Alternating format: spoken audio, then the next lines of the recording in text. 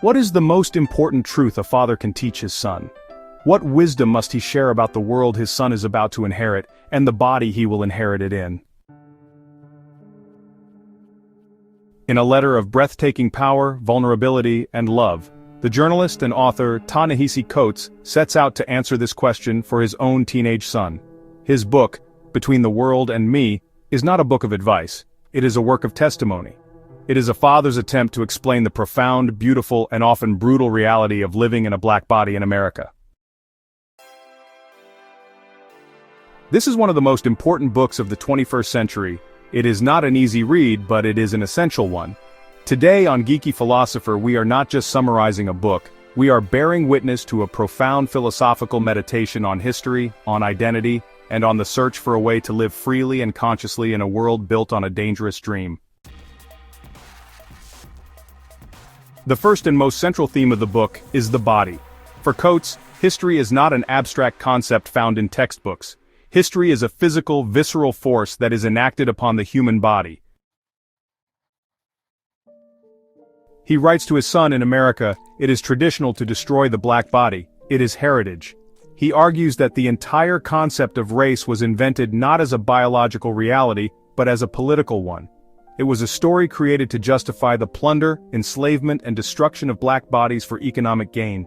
Race, he says, is the child of racism, not the father. This focus on the body is the philosophical core of the book. It moves the conversation away from abstract ideas about prejudice and toward the raw, physical reality of vulnerability. To be black in America, he argues, is to live with the constant, ambient awareness that your body can be taken from you, that you are not safe in the way that others are. This is not a metaphor, it is a physical truth that shapes every aspect of one's life. If the reality for black America is this physical vulnerability, what is the reality for white America? Coates calls them the dreamers, and their reality is the dream. The dream is the comfortable, suburban American ideal. It's the world of barbecues and picket fences and the belief in upward mobility and national innocence. It's, well, a beautiful and seductive illusion. But Coates argues that this dream is only possible because it is built on a foundation of forgetting. It's a dull sentimentality, a willed ignorance of the history of violence that made the dream possible. The wealth of the suburbs, he argues, cannot be disconnected from the plunder of slavery and the ongoing machinery of racial inequality. The dreamers are not necessarily evil, they are in many ways asleep. Their comfort depends on not looking at the history that lies beneath their feet. To awaken from the dream would be to confront a terrible truth about their country and themselves. And so, the dream is protected at all costs, and the black body, which is a constant reminder of that difficult history, becomes a threat to the dream itself. Growing up in the tough streets of Baltimore, Coates's world was defined by fear and the constant need to protect his body. But his life was transformed when he went to Howard University, a historically black university that he calls the Mecca. Howard, for him, was not just a school, it was an awakening. For the first time in his life, he was in a place where blackness was not an exception, but the norm. He was surrounded by the entire vast and beautiful spectrum of the black diaspora. He encountered students and professors from all over the world, with different languages, different beliefs, and different stories.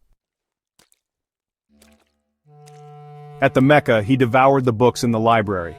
He discovered a rich and powerful intellectual tradition that had been hidden from him. He read James Baldwin, Malcolm X, and Sonia Sanchez. This was not the history of victims. It was the history of a proud, resilient, and brilliant people. This education gave him, a new language, a new consciousness, and a whole new set of tools to understand his own life and the world around him. Howard was the place where he learned that his identity was not something to be feared or hidden, but really something to be explored and celebrated.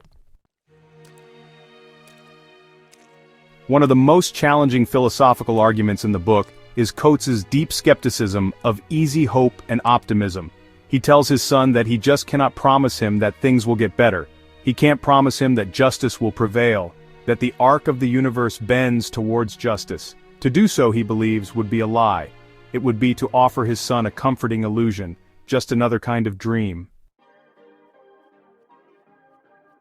Instead, he offers something more difficult but honestly, more honest, the value of the struggle itself.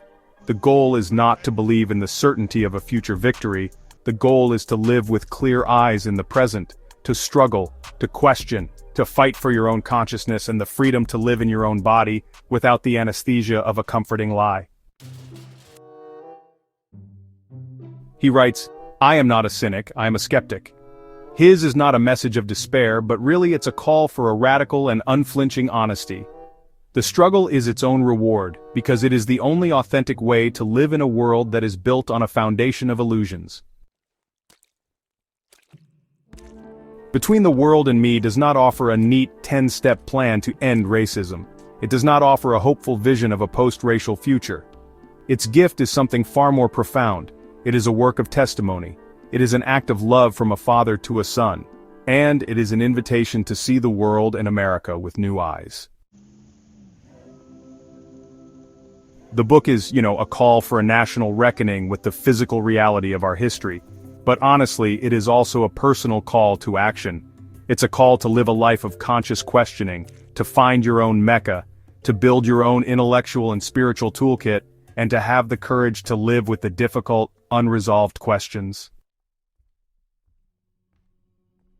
This is the inheritance Coates wants to give his son, not the false promise of a perfect future, but the powerful, beautiful, and necessary gift of a life lived in a state of constant, courageous awareness. This is not an easy book, and honestly, it is not meant to be. It's meant to be a catalyst for a difficult but essential conversation about the history we all share, and the future we will all create together.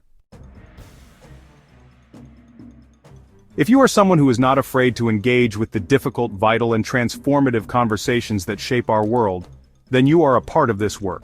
So consider subscribing to Geeky Philosopher, where we believe that the most important questions are often the hardest ones to ask. Thank you so much for your time.